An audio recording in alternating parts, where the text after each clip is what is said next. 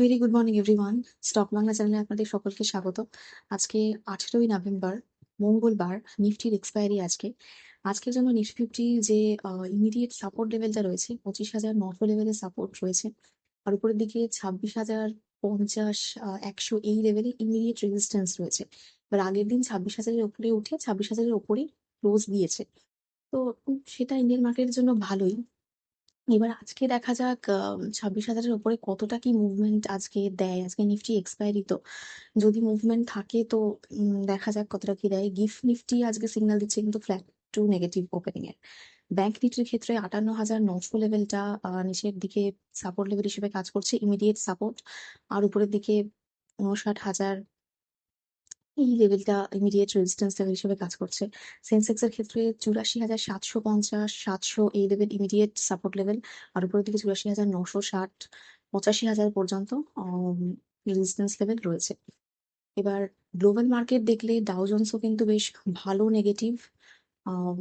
S&P 500, ন্যাসডাক এগুলো সবই নেগেটিভে close দিয়েছে।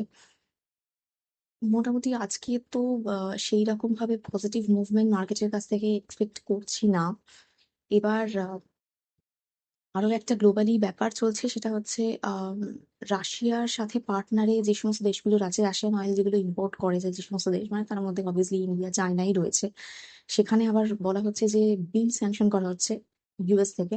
ট্রাম্প এটার সাথে ওকে, যে ওদের ওপর নাকি 500% ট্যারিফ চাপবে। তো সেরকম একটা ব্যাপার রয়েছে, গ্লোবালি একটা কিউজ রয়েছে এখানে। এছাড়া গ্লোবাল মার্কেট যে পড়ে যাচ্ছে তার আরেকটা কারণের মধ্যে রয়েছে যে সফট ব্যাংকের পর আমরা পিটার থিয়েলকে দেখছি, একজন জার্মান আমেরিকান এন্টারপ্রেনার। ওনাকে দেখছি, উনি নিজের যে এন্টায়ার $100 মিলিয়ন যে স্টেক ছিল এনভিডিয়াতে, সেটা কিন্তু সেল করেছেন। তাহলে AI bubble fear, bubble burst করবে, তো এই ব্যাপারটা আস্তে আস্তে মানে সত্যির দিকে যাচ্ছে। মানে এআই বাবেলটা হয়তো সত্যিই বাস করবে, মানে এরকম একটা ফিয়ার রয়েছে। মানে পরপর তো সবাই, কেউ শর্ট করছে, কেউ পুরো এন্টায়ার স্টেক সেল করছে। তো এটা একটা ভয়েরই ব্যাপার। সেই জন্য এনভিডিয়াকে যদি আমরা দেখি, মানে পুরোপুরি 1 উইক ধরে 3.64% মতো পড়ে গেছে। 9.22% মতো, মানে টপ যেখানে ছিল তার থেকে এত পার্সেন্ট পড়েছে। এবার পুরো একটা $5 ট্রিলিয়ন একটা মার্কেট ক্যাপিটালাইজেশনের কোম্পানি, তার কিছু পার্সেন্টেজ পড়া মানেই বিরাট পড়া। তো এই জন্য আমরা গ্লোবাল মার্কেটকে অনেকটাই নেগেটিভ থাকতে দেখছি। তো দেখা যাক আমরা ভবিষ্যতে আর কি কি এটার জন্য আপডেট পাই। কিন্তু অন্যদিকে এনভিডিয়ার যে সিইও রয়েছেন, তিনি বলছেন যে ফিউচারে আর্নিং $500 ট্রিলিয়নেরও বেশি হতে চলেছে। তো দেখা যাক যে কিরকম কি আমরা এরপরে আপডেট পাই। দেখা যাক যে এআই ভাবে সত্যি করে বাস করে কিনা, কি হয় ফিউচারে।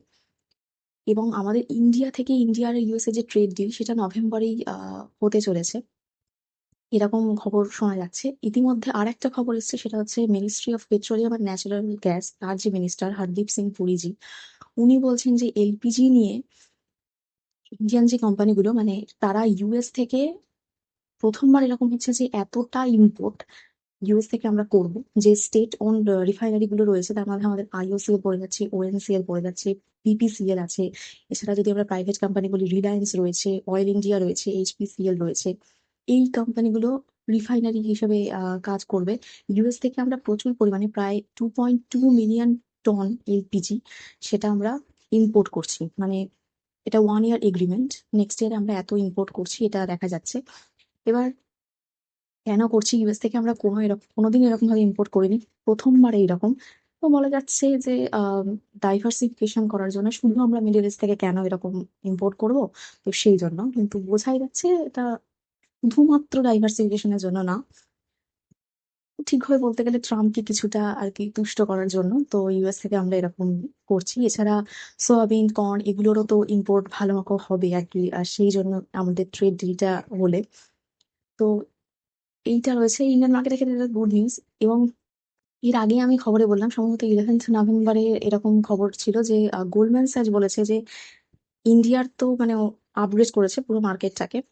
এবার বলেছেন যে ইন্ডিয়ান মানে যে সেক্টরের উপর গুরুত্ব রাখতে বলেছিলেন, যে সেক্টরগুলোর উপর, তার মধ্যে অয়েল কোম্পানি কিন্তু ছিল।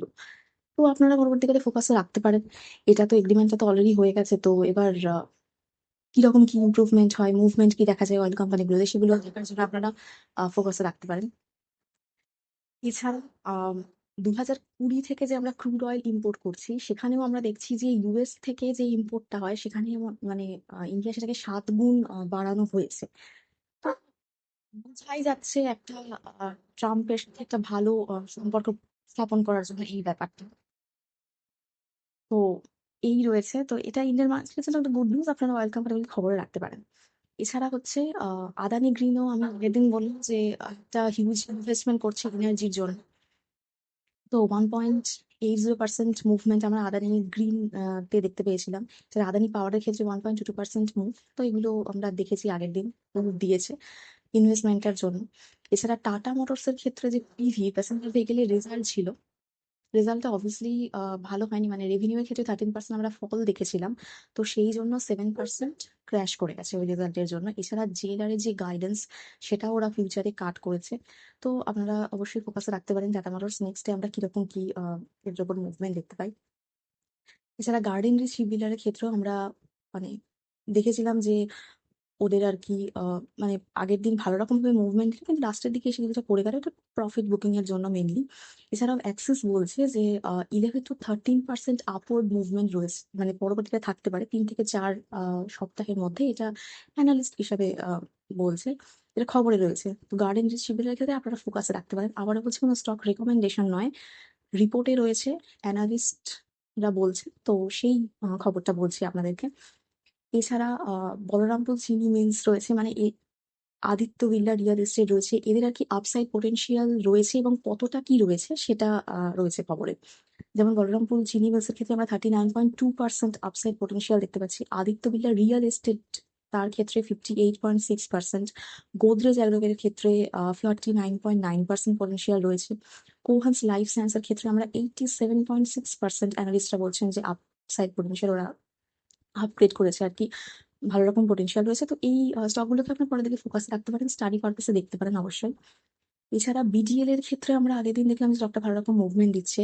প্রি বাজেটের ক্ষেত্রে আপনাদেরকে বলছি যে রেলওয়ে, ডিফেন্স এই স্টকগুলোকে ভালোভাবে ফোকাসে রাখতে। এছাড়া বিডিএল এর সাথে সাথে মানে বিডিএল এই স্টকটা এবং তার সাথে সাথে আরো স্টকের নাম রয়েছে, যে স্টকগুলো মোটামুটি নিজেদের 200 যে ডেইলি মুভিং অ্যাভারেজ তার উপরে রয়েছে। এবার তার উপরে থাকাটা জেনারেলি একটা আপওয়ার্ড যে ট্রেন্ড তারই একটা নির্দেশ দেয়। তো তার সঙ্গে সঙ্গে মানে বিডিএর সঙ্গে সঙ্গে যে স্টকগুলো রয়েছে, যেমন ডোমস ইন্ডাস্ট্রি রয়েছে, আইপিসিএল ল্যাবরেটরিজ রয়েছে, ইঞ্জিনিয়ার্স ইন্ডিয়া রয়েছে, হোম ফার্স্ট ফাইন্যান্স কোম্পানি রয়েছে, ভোল্টাস রয়েছে, ওয়ার্লপুল রয়েছে, কোল ইন্ডিয়া রয়েছে, এরিস লাইফ সায়েন্সেস রয়েছে। এই স্টকগুলো মোটামুটি এই যে 200 ডিএম এর উপরে রয়েছে, উপরে ক্লোজিং দিচ্ছে। তো আপসাইড পটেনশিয়াল থাকতে পারে। তো সেই জন্য এই স্টকগুলোকে আপনারা ফোকাসের মধ্যে রাখতে পারেন। এছাড়া ইয়েস ব্যাংকের ক্ষেত্রে আমরা আগের দিন দেখলাম 3% মুভমেন্ট দিল। এসএমবিসি আবার কনসিডার করছে যে কিছুটা পরিমাণ স্টেক আর কি আবার নেওয়ার জন্য। তো আগেও এরকম একটা খবর ছিল যে নেবে নেবে, তো ওনারা ডিনাই করে গেছিলেন যে আর নেওয়া হবে না। তো সেক্ষেত্রে আবার পড়ে গেছিল। আবারও কালকে এই নেওয়ার জন্য 3% মুভমেন্ট দিল, ফোকাসে রাখতে পারেন আপনারা। যারা গ্রো এর ক্ষেত্রে লিস্টিং এর পর আমরা দেখছি বেশ ভালো রকম ভাবে গ্রো করছে। 20% ওদের অলরেডি আপার সার্কিট পড়ে গেছে আগের দিন। মানে লিস্টিং হওয়ার পর থেকে 59% মতো গেইন হয়েছে। এখন পর্যন্ত মার্কেট ক্যাপিটালাইজেশন 1.1 লাখ ক্রোর। তো ফোকাসে রাখতে পারেন ভালো করে। এছাড়া ওয়েবসল ইঞ্জিনিয়ারিং এর ক্ষেত্রে মানে ওয়েবসল এনার্জি সিস্টেম সেটাতেও ফোকাসে রাখতে পারেন। আজকে এরকম কি মুভমেন্ট দেয় দেখতে হবে। তো এই রয়েছে আজকে ইন্ডিয়ান মার্কেটের নিউজ। আজকে দেখা যাক কিরকম সেরকম পজিটিভ মুভমেন্ট 26,000-এর উপরে কতখানি যায় আজকে। ইন্টারেস্টিং থাকবে এটা দেখার। কারণ নিফটি এক্সপায়ারি প্লাস গ্লোবাল মার্কেটকেও আমরা বেশ ভালো রকম নেগেটিভে থাকতে দেখছি। তো ইন্ডিয়ান মার্কেট দেখার থাকবে যে কিরকম কি মুভমেন্ট দেয়। তো আজকে আমি ভিডিও আমার এখানেই শেষ করছি। প্লিজ আমার এই ভিডিওর উপর ডিপেন্ড করে কোনো ইনভেস্টমেন্ট করবেন না। আমি কোনো সেবি রেজিস্টার অ্যানালিস্ট অ্যাডভাইজার নই, শুধুমাত্র এডুকেশন পারপাসে এই ভিডিও করা। দেখা হচ্ছে নেক্সট ভিডিও।